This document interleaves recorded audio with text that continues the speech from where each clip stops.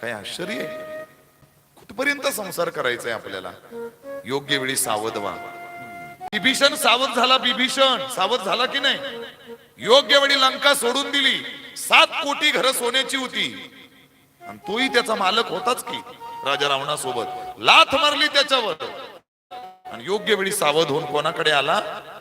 भगवान प्रभू रामाकडे आला. योग्य वेळी सावध झाला. मला वाटतं जर त्यावेळेस विभीषण सावध झाला नसता आणि रावणाच्याच बाजूने उभा राहिला असता तर कदाचित त्याही युद्धामध्ये विभीषणाला देखील काय पत्करावं लागलं असतं. मृत्यू पत्करावा लागला असतं. योग्य वेळी सावध झाला विभीषण. माझी शबरी योग्य वेळी सावध झाली. शबरी भिल्ल समाजामध्ये जन्माला आलेली माझी शबरी. उद्या लग्न आहे आणि आजचा दिवस काय बोलतात त्याला तुमच्याकडे. उद्या लग्न आणि आजचा दिवस त्याला त्याला आमच्याकडे हळदी समारंभ म्हणतात त्याला. इकडे त्याला बोलत असतील काय हरकत नाही. हळदी समारंभ आहे उद्या. माझ्या लग्नाची काय बाबांनी तयारी केली म्हणून सहज फेरफटका मारत होती आणि एका कोपऱ्यामध्ये मेंढरा बोकडांची दावड बांधलेली दिसली तिला. विचारलं बाबांना, बाबा ही मेंढर बोकडा अगोदर तर आपल्या घरी नव्हती, का बरं आणली आहेत तुम्ही. ते बाबा म्हणले शबर राजा त्याचं नाव. ते म्हणले बघ माझ्या याच्यामध्ये तू पडू नको. माझी मॅनेजमेंट व्यवस्थित चालू आहे. तुला काय पाहिजे त्याला सांग. नाही नाही बाबा हे का आणलेत मला पहिल्यांदा सांगा. हट्ट पेटला मुलीचा आणि सहज भोळेपणात सांगून टाकलं. अगं बेटा उद्या लग्न आहे तुझं. खूप पाहुणे मंडळी येणार आहेत आपल्याकडे. त्यांना मेजवानी म्हणून या सगळ्यांना उद्या कापायचंय आणि यांचं मांस मेजवानी म्हणून जेवण म्हणून सगळ्यांना खाऊ घालायचंय. विचार केला शबरी, अरे लग्न उद्या माझं आहे. सुख मला मिळणार आहे.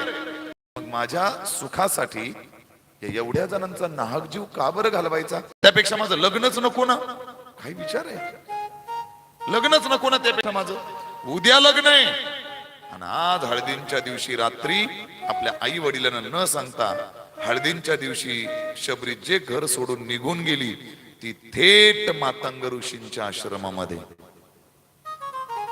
आताही मुली घर हळदींच्या दिवशी पळून जातात पण कोणत्या आश्रमात जातात मला सांगता येणार नाही. तो माझा विषय नाही. तो माझा ऐका बारीक. योग्य वेळी सावध झालं पाहिजे. ते ब्राह्मण चंचुलाला सांगायला लागले, ठीक आहे झाला असेल तुझ्याकडनं पाप, काही हरकत नाही, पण आता योग्य वेळी तू सावध झालीयस आणि काय कर मग आता. तुला आता तुझ्या पापाचा पश्चाताप झालेला आहे. शास्त्र असं म्हणतं की तुम्ही केलेल्या पापाचा जर तुम्ही पश्चाताप केला तर तुमच्या पापाची तीव्रता काय होत असते. कमी होत असते. अजून बोलतो, केलेलं पाप हे सांगायचं असतं आणि केलेलं पुण्य हे काय करायचं असतं. लपवून ठेवायचं असतंय. आपलं उलट आहे. काय उलट आहे आपलं. काय उलट आहे आपलं. आपण केलेलं पुण्य सांगतो लोकांना आणि केलेलं पाप मात्र काय करतो. लपवून ठेवतो. पण शास्त्र म्हणतंय केलेलं पुण्य कधीच लोकांना सांगायचं नाही. त्याचं फळ योग्य ते मिळत नाही. आणि केलेलं पाप मात्र जगाला सांगा. का सांगा. कारण त्या पापाची तीव्रता काय होत असते. कमी होत असते. ती चंचूला त्या ब्राह्मणाला विचारू लागली, माझा उद्धार कसा होईल. माझा उद्धार कसा होईल. केलं म्हणजे या पापातनं मला मुक्त होईल, मुक्तता मिळेल आणि तो नरक माझा चुकेल. मग त्या ब्राह्मणांनी तिला सांगितलं, काही काळजी करू नकोस. तू फक्त शिव महापुराण कथा ऐक. श्रद्धेनं, भावनेनं, आदराने तू जर का शिव महापुराण कथा ऐकलीस की नक्कीच तुझं सगळ्या पापातनं तू मुक्त झाल्याशिवाय राहणार नाहीस आणि मुक्त होऊन नक्कीच तुला शिव लोक प्राप्त झाल्याशिवाय राहणार नाही.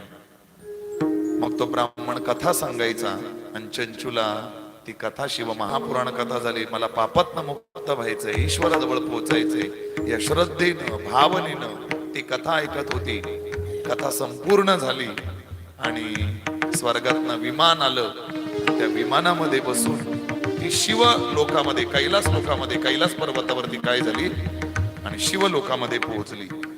आणि शिव लोकामध्ये पोहोचल्यानंतर तिथे पार्वती मैयाची, पार्वती मातेची ती सेवा करू लागली. अनेक वर्ष सेवा केली, अनेक वर्ष सेवा केली. पार्वती माता त्या चंचुलाला प्रसन्न झाली. मी तुझ्या सेवेवर प्रसन्न आहे. माग तुला काय मागायचंय माग. काय मागायचं.